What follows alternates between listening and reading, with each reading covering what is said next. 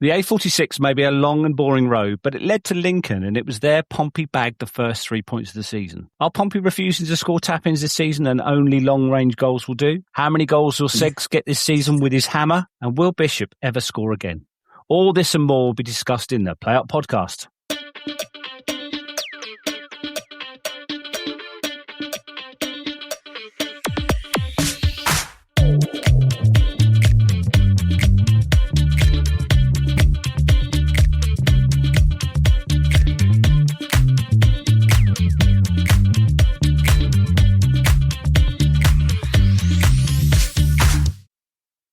Hello and welcome once again to this weekly audio discussion about the greatest team on the South Coast. I'm your host, Scott Mclachlan, and this week I'm joined by Reece, Simon and Phil. How are you all, gentlemen?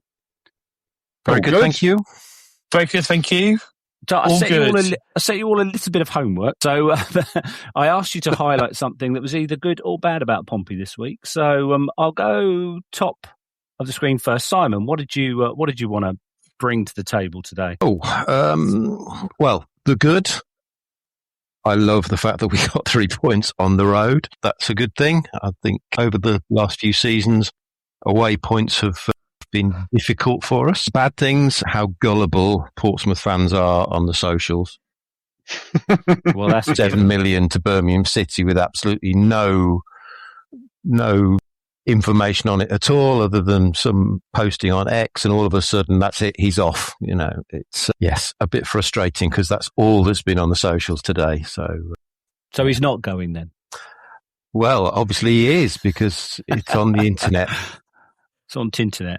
Phil, what did you bring up? I wanted to see a bit of respect shown to the older gentleman this weekend, being one of those older gentlemen, the particularly older gentleman in question, Marlon Pack. People wanted to write him off at the beginning of the season. Actually, when I say older gentleman Marlon Pack, I realise I'm 20 years older than him and I'm calling him old. But I think people wrote him off at the beginning of the season, as they usually do, and he came back into the side against Luton, and after 20 minutes, do you mean Lincoln? Did I say Luton then? Did. I was going to say they're close. They're not really. They're at least a couple of hours apart. But yeah, Lincoln. It's not Lincoln. Thinking after the first 20 minutes against Lincoln, we've sort of realised what we've been missing, and write him off at your peril. Absolutely. I think we've done it several times over the last 2.5 years, and he always comes back and shows us why we're completely wrong. He himself said it was his last year, but, you know, what a great year it would be if he could play 30 or 40 times this season and put in performances like he did Saturday. Yeah, good shout, Phil. What about you, Are we Reece? all old enough to be his dad? Well, yeah. Shut up. Definitely. Yeah. Thanks, Phil. So if I'm 23 years older than him. So definitely. Yeah. Can we call him Young Marlon? Can we call him Young Marlon from now on? Young Marlon. Brilliant. What have you got, Reece? Well, I've got to agree with Phil, because I was definitely one of those ones who wrote him off, especially his fitness and being able to compete, and shows what I know. I've actually so our new signing of the week, 6'5", number 6 that is gonna gel the team together. I think that's a really good signing. The fact we're actually interviewing for a kind of a coach for who's it who left. I think that's a real Jess Raymond, wasn't it? Yeah, that was it. Yeah, that's a real positive. And also, I think we should celebrate Brian Kavuma-McQueen's first senior goal, which is thankful for a deflection, but for a 17-year-old. Alone, crikey, what a prospect he looks. So lots of things to be positive about this week, and that makes him Pompey's official youngest ever scorer at 17 years, 133 days. Is he younger than Luke Nightingale? Then he must be a lot. I think Nightingale was 19. Oh, okay. Yeah, a lot younger. I don't know who was the youngest before Ryan, but as soon as he scored, it was definitely the buzz on the terraces that he was the youngest. So that's brilliant. As we're all old enough to be Marlon Pack's dad, can I point out we're all old enough to be Ryan Kavuma-McQueen's granddad. I'm loving Phil being here more and more. Yeah. Can I steer away from that one? Just be the crazy uncle. If you want to. Weird Uncle Simon. That does sound a bit creepy, though. Excellent. Right, well, we'll go on to the Lincoln game then. So Pompey travelled to Sincil Bank for Lincoln's first game in the second tier for 65 years and spoiled the party with a deserved 3-1 win. Lincoln were lively early doors and maybe should have scored with a one-on-one, but Schmidt made a good save from Ben House. Pompey raced into a 2-0 lead. 17-year-old Kavuma-McQueen, which we've just name-checked, became Pompey's youngest ever scorer when he fired a shot into the corner after a quick break. Then Segecic made it 2 from a free kick, but Lincoln pulled a goal back from a penalty, but Pompey controlled the second half and made the 3-point save when Adams drove through midfield and fired in for 25 yards. As I said at the start, we're only scoring bangers this season, no tap-ins, everything from outside the box and top corners. What did you make of the game, Phil? It's a good game. It was a good game. Just going back to your point about scoring the bangers, funnily enough, someone messaged me this week and said, you're going to discuss on the pod the fact that we only score goals from long distance. So you ask and we shall. Yeah. And my answer was they all count. They all count. But yeah, it was a much more cohesive performance, I think. I think that was the key thing. And a lot of the things that were wrong about the opening day performance against QPR were sort of put right against Lincoln, particularly the midfield. I thought that as I said earlier, bringing Pack into the side and getting him to sit there in front of the back four, plays with a lot of discipline. I thought that made a huge difference. And also, one of the points that Kim made very well last week was the talk about leadership on the pitch, and having his experience and leadership there was just made a huge difference. It looked like we knew what our jobs were. It looked like we knew what we were doing. Simon, I hope you was impressed with Kamara as I was. I think as much as we saw him try a few things against QPR and they didn't really come off, I think he looked really, really composed on that right wing for us. And finally, I think we've answered the right wing problem. Yeah, I mean, for the last few seasons, we've dabbled with this, that, and the other. Richie was pretty much a permanent fixture, but he's not the right winger that we wanted. I think he played there, but doesn't provide what Kamara does. More of a true winger. And although having said that, the goal that Kavuma-McQueen scored was an assist from Kamara, wasn't it? But Kamara had cut in across the pitch and was about halfway to the other side before he leased off that beautiful cross to Kavuma-McQueen on the edge of the box. So he looks like a winger, and that's what you want, isn't it? On the wing, not somebody who's kind of been put there because we have no other choice. He's class. I mean, he created good chances for Segecic and Bishop in the second half, didn't he? So the first one is he played the ball round the fullback and Bishop was there to try and slide in and loop it over the goalkeeper, didn't quite get it. But also the one that Segecic should have scored to make it 4-1 when he stood his man up and then just crossed it across the edge of the 18-yard box, and Segecic, for some reason, tried to side foot it rather than put the hammer through it, and it went tamely at the goalkeeper. Yeah.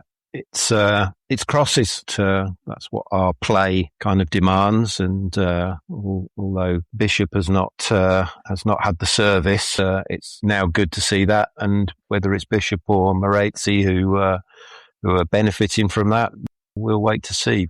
But yeah, I like a winger.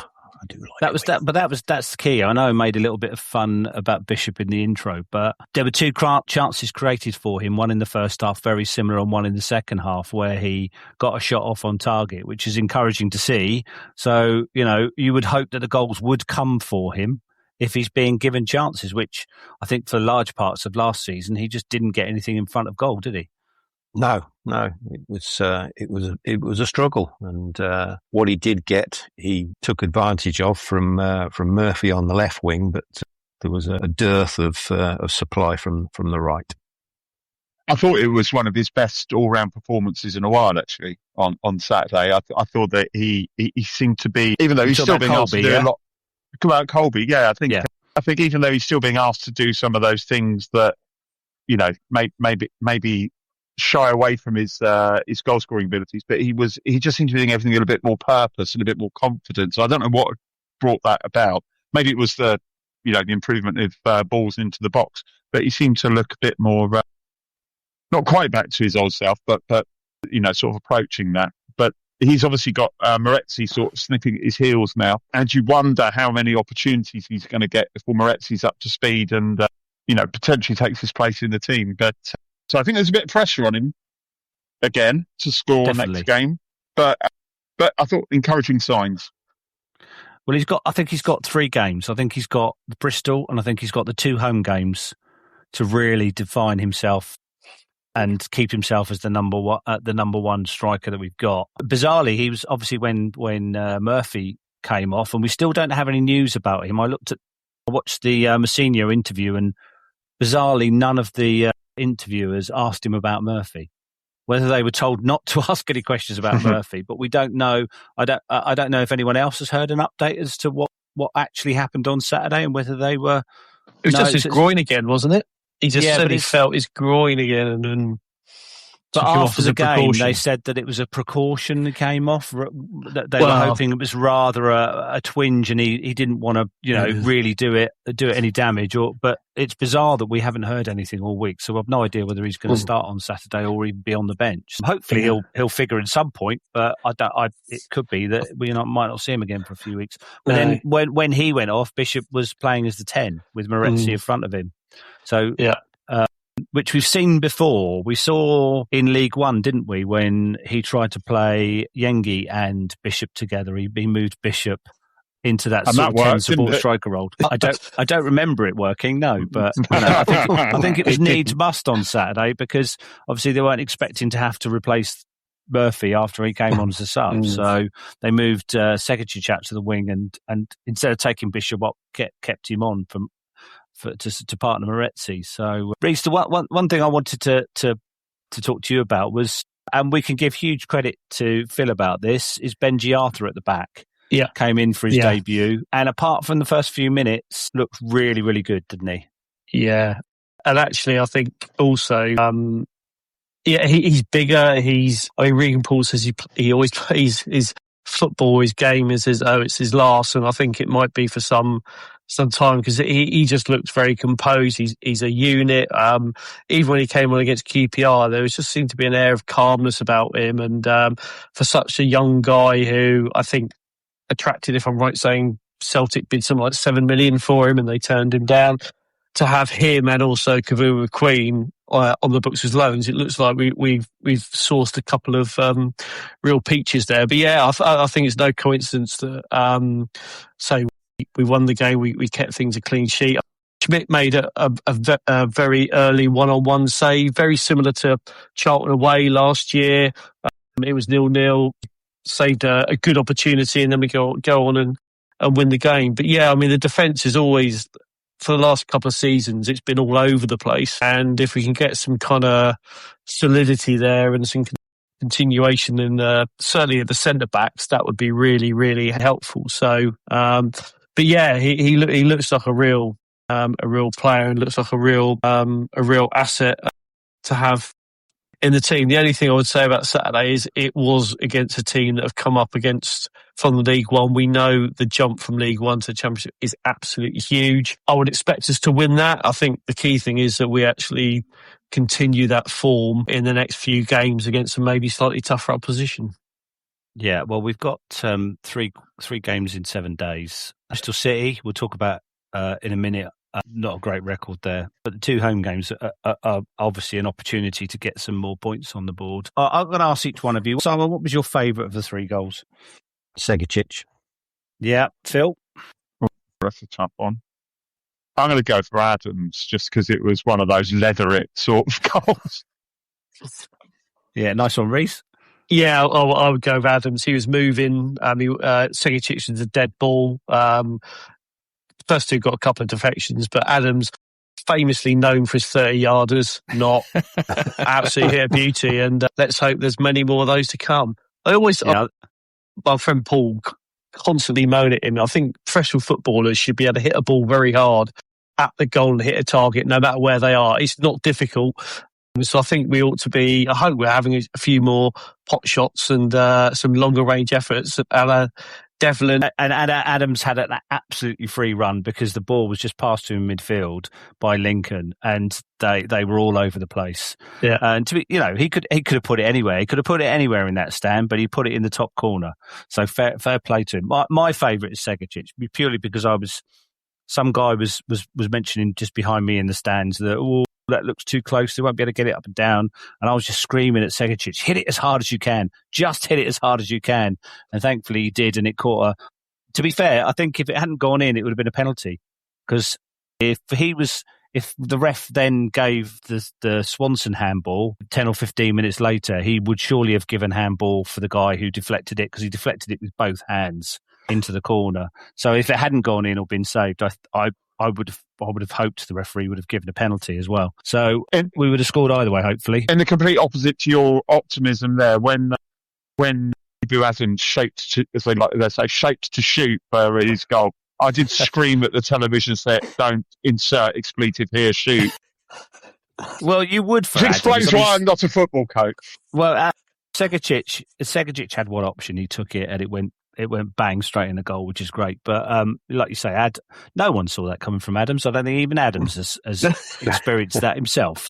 I think the Sky commentary was quite good. I can't remember exactly what he said, but he didn't expect Adams to have that in his locker, as they say, and entirely right. So we'll go on to the two games coming up. So Saturday, obviously, we're away at Bristol City. Overall, recently we've had a poor run against them, especially away. We obviously beat them at home a couple of seasons ago, but we've always been in a really bad place when we've gone away from them. So hopefully, because it's early in the season, we'll put up a bit more of a fight. Overall, record against them is 58 matches, 15 losses, 18 draws, and 15 wins, 18 draws, and 25 losses. So we've not had that much success with Bristol City over the course of the history. So last year we obviously lost 5-0 on New Year's Day, which I remember Tom being on the pod just after after New Year's Day, and we covered a few games, and he was absolutely exasperated by how abject that performance was and how much we just surrendered and fell apart, to the fact that for the last 15 minutes no one was trying on the pitch. You've got to hope that we really don't go anywhere near that kind of performance on Saturday. And they've got Jed Wallace. Jed signed on a free transfer for them in the summer and has turned out in their first couple of games. And they've got the ever annoying Scott Twine as their playmaker, and he obviously gets quite a few goals. So those people to look out for. Anyone going apart from myself and my son?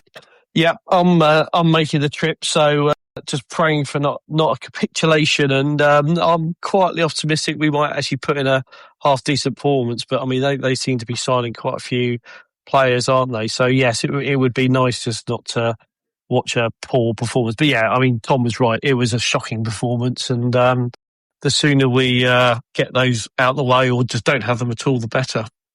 Yeah, well, we're hoping that Saturday was encouraging start to the away campaign. Simon, do you think that we are getting to one of our bogey sides at the right time of the season? Well, I've just picked up a stat off the BBC website that says Bristol City have lost 5 of their past 7 home league games after losing just 6 of the previous 25. So perfect.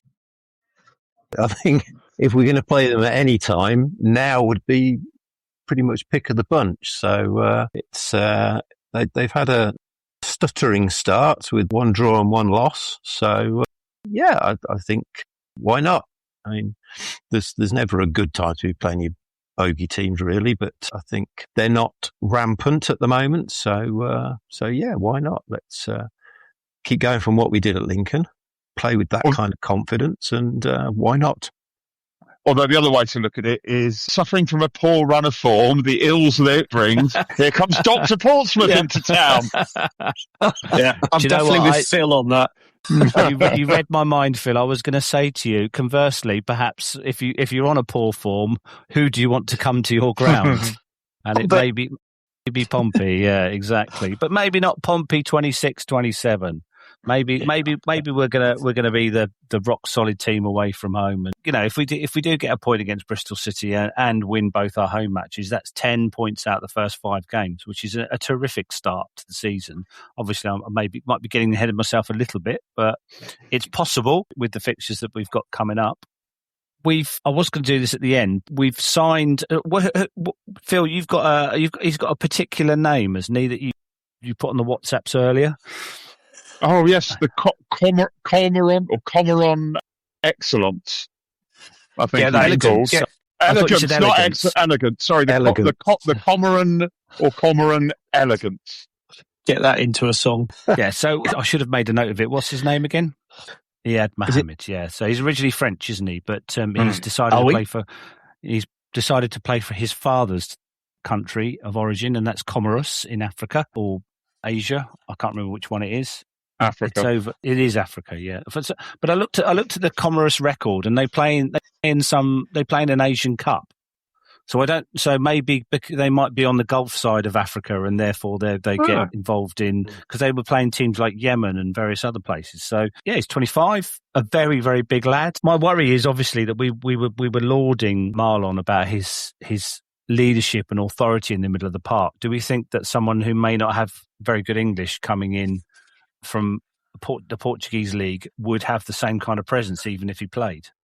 I don't think he's going to be a natural start. I don't think he's going to be necessarily starting straight away, though. I think when John Messina was sort of quizzed on any incomings, he did say one before the weekend, but not someone who's going to be playing straight away. So I'm expecting him to sort of bed in a bit before.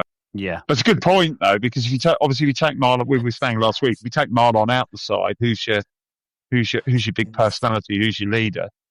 Well, I mean, the thing is also, I mean, surely we are enhancing the squad with hopefully fit players, but also better quality, so that when the fixture pile-up comes in and we're playing Saturday, Tuesday, so we've got better quality to actually rotate the team a little bit, rest players, and not rely on the kind of development players which we've just had to rely on over the last couple of seasons, because the injuries have just been to the kind of first teamers has been just as long as your arm. I mean, even now, I think 3 games in, we're roughly 25% of the squad is injured at the moment.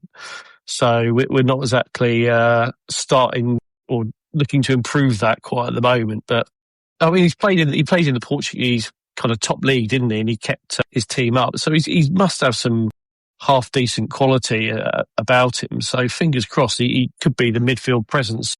Let some of the other kind of forward-looking midfielders that we bought to play as well. Yeah, keep it simple at the back. Didn't catch how much, was it undisclosed or was undisclosed? Undisclosed. So there was a fee, but I don't think has Pompey ever under the eyes has announced that a fee. I just don't think we have, even when we sell players. So very few teams do these days, but no, they make a particular point of not declaring fees. But I think common wisdom thinks it's about €300,000 or €400,000. Really? Wow. If you read the socials, you'll find that it's not enough. It never is. It never is. No. But I mean that would have been my ballpark guess. That it would have been between 250 and 500,000. That's not a lot of money. Of that. No, it's not a lot. If somebody's played in the top division in a league. I mean, where did LaRue came? He came from Sweden, and was that the top division? I can't quite remember where all our players had come from. But yeah, I thought they were in the second Swedish division. So to get somebody from a half decent European league who's played there, I think played 35 times last season. I think that to me sounds VFM if it works out. Talking about bringing in better quality into the squad, if you don't mind, I'm just again reading straight off the internet, but our arrivals versus our departures. Let's do departures first. Dazelle, Bowett, Swan, Kirk, Stewart, and on loan obviously, and Jordan Williams have left. Coming in, we've had Moretzi, Kamara, Shine, Balicha, Luke Brooksmith, Odin Bailey, Ian Kenny, Benjamin Arthur, and Ryan Kavuma-McQueen. Now, the aim of any transfer window is to improve your squad. And I would say 100% that we've done that. Yeah. We do that. Say that every season, though, don't we? And then the reality kicks in. I was like, all right, okay, fine.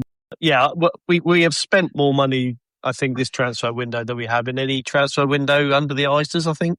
Yeah, but it's pace and power, isn't it? Mousinho has said that this year they are targeting pace and power because of the way that the league is going. And football in general, to be honest, it's not just the Championship. It's pace and power. Athleticism is a large thing in modern football. You have to be an athlete, and he looks like, as you would say, a unit. He probably is quite a safe, solid defensive player. We wouldn't expect him to be running through midfield, beating a couple of players and banging it in the top corner. It's a case of stopping the other team playing and giving it to someone else who's got probably a bit more about them. And he definitely won't be another Kamara because he's got a bit of experience. He's got a couple of 100 games in his back pocket. It's a lot less of a punt than Kamara was, and I think we've learnt from that, haven't we? Certainly with this summer and with January, we've learnt that going for the really young ones, no matter which club they come from, it really is a bit of a punt, especially when you're dipping into the foreign markets where culture and being able to settle in a new country is a big thing. I think we've learned a lot from previous transfer windows and are applying it certainly this summer, if not as well as last January. I did what a lot of people did the minute his name was mentioned, because obviously we'd all heard of him before. I went straight onto YouTube and thought to see if there's any well put together highlight packages, and he, as most players look when you get a 3-minute highlight package on YouTube, he looked pretty good. He does seem to be the sort of player that can put his foot in. He's definitely a player that sits in front of the back four rather than drives forward. But the encouraging thing was he seems to be quite a good knack to pick a good pass. So rather than just sort of give it to the number 8, he's got the ability to sort of start play. I think they used to. I remember back in the day when we signed Angelos Bassinas. Remember him? And I think they referred to him as a quarterback, that he would sort of sit at the sort of the base of the midfield and sort of spray the ball around. And he definitely showed a sort of a good range of passes. So hopefully he's going to be that sort of mix of, as you say, athleticism coupled with a good touch for a big man. If we can persuade the Fratton end to develop a song which is The Elegance, then I think we'll be all very, very happy, because that's just that will be a very, very long shot, Simon. But you never know. If it has a bit, perhaps we can go no, elegance. That might work. Anything with a few ners in would ease the passage of getting any words in. So after we've beaten Bristol City, we've got Derby at home next Tuesday. Much, much more colour history against Derby County. 102 matches over our combined histories the last 100 or so years. 35 wins, 25 draws and 42 losses for Pompey. Fairly even. Not one in the league against Derby, unfortunately, for nearly 20 years, though. And we've had 6 draws and 2 losses in the last 4 years that we've been in the same leagues. So it is about time we beat them. The last win was in 2008 when we won 3-1 in the Premier League with a hat-trick from one. Can anyone suggest a name? Todorf? Not in 2008, no. Definitely not. Okay, who would have that been? It was a striker. I'll narrow it down for you. Yeah. Oh, it wasn't Frederick Picquion, was it? No, he was 2010. Okay. Okay. So it's when we won the FA Cup then. Kanu? So his song was, he'd come from Zimbabwe, he's going to score today. Benjani. Well done, Phil. So in attack for Derby, it seems that they're relying on Carlton Morris for the moment in the absence of their US star Aguimang. And they've got someone on the wing on the left who has tormented Pompey over the years, and it's Blackett Taylor, who used to torment us for Charlton and is now on the wing for Derby. So look out for him scoring, because he nearly always does, or at least makes a goal. So what do we think about Derby at home? Well, I'd say we always seem to do okay against them at home. We usually do terribly away. Again, I think Arang was the guy who they signed for like 7 million, was he? He's the big guy on the wing, and has he done his ACL? I know he's been out for a long time. Yeah, you never know. I mean, it'd be nice to get a win. It sounds like we could do with a few, but it's going to be one of those kind of tough games where, dare I say it, slightly evenly matched sides, with maybe spending being a bit higher than us, but being at home under the floodlights. So 1-1 draw then, really. Well, that's fair enough. Phil, what do you reckon? I was going to go for a 1-1 draw, but I'll be cautiously optimistic then and go for a 2-1 victory. Do you think, Simon, it depends on what happens Saturday? If we have a demoralising loss like we possibly can do at Bristol City, would that affect Tuesday that much, do you think? It will affect Tuesday. Whether it's a good effect or a bad effect is up for debate, because how many times have we had an absolute walloping and then come back and perform like Brazil again the following week? True. That's true. Or the opposite, we get a great away win and then cruise on back as the all-conquering champions, and Fratton Park becomes a fortress once again. So I think it's a lot to do with performance. If we buckle like we have done on a few occasions over the last few years and leak numerous goals in both halves, then that's a real blow, because we were so good at Lincoln last week. But if we have a good performance and lose 1-0, not great, but I think that's less of a knock than just inviting their players to wander at will through our penalty area and just tap it into the back of the net. So let's I'll go back to Saturday's game. Is it pretty much nailed on that we'll start with the same 11 on Saturday? I think I don't think Shine will start, or Shane or Shine will start. I think he'll go with Adams in the middle alongside Pack. To be a little bit more defensive, perhaps. I think that's what we go. In terms of the other positions, I think, I can't see, even if Paul is recovered from his mystery muscle strain, I don't think he goes back into the side. And I can't see there's no sort of natural players to drop other than Segecic, because he'll be playing for Birmingham City, so and he won't be around. But then Adams would have to play the 10, so Shine would then play anyway. So But no, I think he'll go with Pack and Adams in the middle, Segecic in the 10, same two wingers as we had, and Bishop up front. So I think the team almost picks itself. We talked about Murphy's injury earlier, and if it is long term, they're going to have to sign another left winger, aren't they, really? I don't think we could go long term with an 18-year-old and a 20-year-old on the left wing and expect to have a consistent season. Do we think we would get an emergency loan in to cover the left wing of someone of a senior experience level, or will we just stick with the two kids? I think he's going to, the one signing that he's been talking about. Well, the sort of three signings we're talking about before the window closes. He's got the first one, which was a defensive midfielder. We absolutely need to get a left back. And then the other position he's been talking about is someone who can play across the front. I think is across the front line. So he was saying. So I think even if Murphy is out longer term than just a couple of games, I don't think that's necessarily going to change the strategy at all. I mean, the problem with Murphy's injury was he trained all week. He came on last Saturday for a little bit, so he trained all week perfectly fine, and then go on and play on the Saturday, and within 20 minutes he's injured again. So it's worrying that the fact he trained all week and everything was fine, but then out the blue got another injury. So I don't think you can rely on him, but I do think left back is definitely more of a priority than another kind of player across the wings. You still got Kessie Hansen, who can come back eventually, hopefully, fingers crossed, although his injury record is